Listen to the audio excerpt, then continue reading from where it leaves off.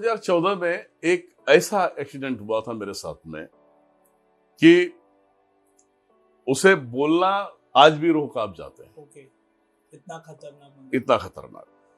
मैं ऐसे जब मैं कहीं जाता था, दर्शन के लिए जाता था या कहीं पे भी जाता था, शिरडी जाने का प्रोग्राम हुआ मेरा, मैं शिरडी जाने का प्रोग्राम हुआ तो मैं कई लोगों को लेके जाता था, अकेला नहीं जाता था। मैं अकेले क्यों मरूं भाई, तुम लोग भी चलो मेरे साथ में। तो सारे पैसे मैं खर्चे करता था। तो उनको शिरडी लेके गया, शिरडी लेके गया, साईं बाबा का देखा, मेरी दृष्टि ऑलरेडी मेरी ओपन थी।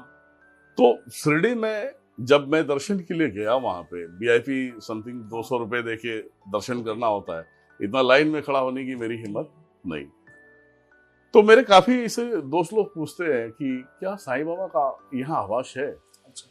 मैं बोला यहाँ साईं बाबा नहीं है। ओके। यहाँ साईं बाबा नहीं। तो बोले फिर? बोला चल मिलेंगे तो मैं बता दूंगा, है ना।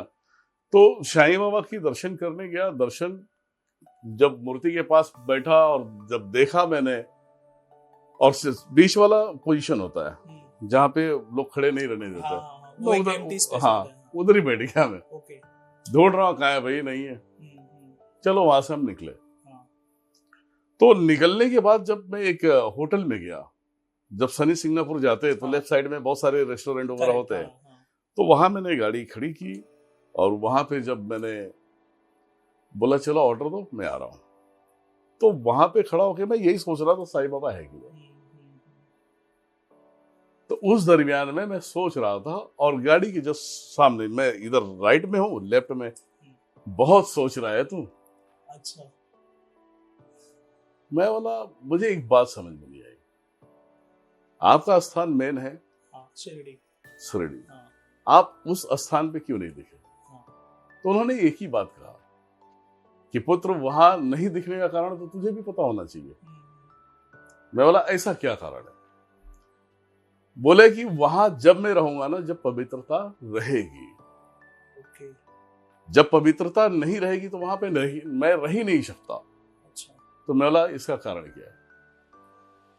कहते हैं कि वहां पे जितने भी बच्चियां हैं, जब वो दर्शन के लिए आते हैं तो उनके मासिक धर्म चालू होते हैं। मासिक धर्म एक ऐसा एक समय होता है, उस दरमियान में अगर वो किसी भी देवता के सामने वो चले जाए तो उस प्राण प्रतिष्ठित मूर्ति से वो देवता भी निकल के साइड में हो जाता है। ये सारे ज्ञान मुझे मिले कि जब भी मासिक धर्म में रहो, जाप नहीं करना चाहिए, भगवान को ना तो दिया जलाना चाहिए, ना अगरबत्ती जलाना चाहिए। ये चीजें वहां से मुझे पता चला। उसके बाद सब कुछ रहा। मैं जब वहां से रिटर्न हुआ, इगतपुरी आप जानते हैं, इगतपुरी से जैसे नीचे आते हैं, शिवाजी महाराज का एक अड्डा है, वहां पे मसा स्थान है पहाड़ी के ऊपर। आप एक मेरे भजन है जिसके अंदर मैंने उनके ऊपर ही गाना गाया है मैंने, और उसमें देख लेना स्वयं साक्षात ऐसा वो पहाड़ी ही दिखता है कि महादेव लेटे हुए हैं, बैठे हुए हैं। मेरी ऐसा नजर गया, और हालांकि मेरा नजर नहीं गया था, एक फ्रेंड बैठा हुआ था, उसने बोला कि दिनेश जी ये देखो शिवलिंग जैसा दिख रहा है। साक्षात्कार का मेरा जो पूरा का पूरा अनुभव रहा है, महाराष्ट्र से रहा है। जैसे मैंने उधर देखा ना, तो ऐसा मुझे महादेव दिखे और मेरा दिल ना एकदम धड़कना चालू हो गया। मैं उधर नजर ही नहीं डाला, मैं डाला नहीं, ऐसे कर लिया मैंने अपने आप को, ऐसे कर तो लिया, लेकिन यहां पे भी महादेव दिख रहे। घर पे आते ही मेरी हालत पूरी खराब हो गई। अच्छा। मेरे आंखों की पुतलियां ये जो ब्लैक दिख रही है ना, ये व्हाइट हो गई थी।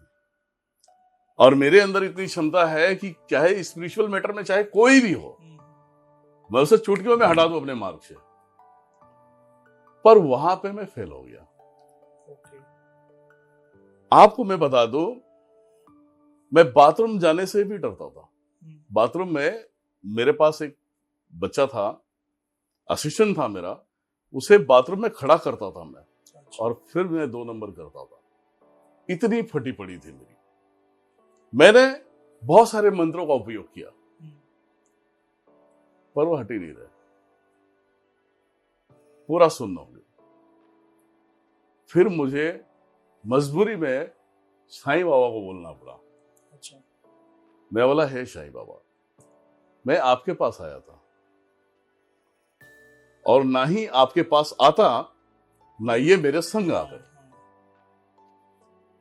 करता धरता जो भी है आपके आशीर्वाद से है या आपके वजह से है, ये मुझे नहीं मालूम है। जब मैंने 7 साल की भक्ति की तो उस समय क्यों नहीं हुए साक्षात? करेक्ट, अभी दिख रहे हैं आपको। और आ जाने का रीजन क्या है?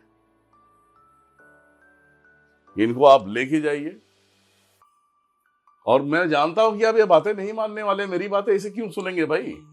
तो मैं आज आपको अपने सदगुरु में, सदगुरु के रूप में आपको स्वीकार करता हूं। अब प्राण बचानी आपका काम है। साईं बाबा प्रकट हुए, महादेव को कहते हैं कि प्रभु अभी ये उस योग्य नहीं है, आपको सहन नहीं कर पा रहा है। अभी उसने मुझे गुरु स्वरूप में स्वीकार कर दिया है।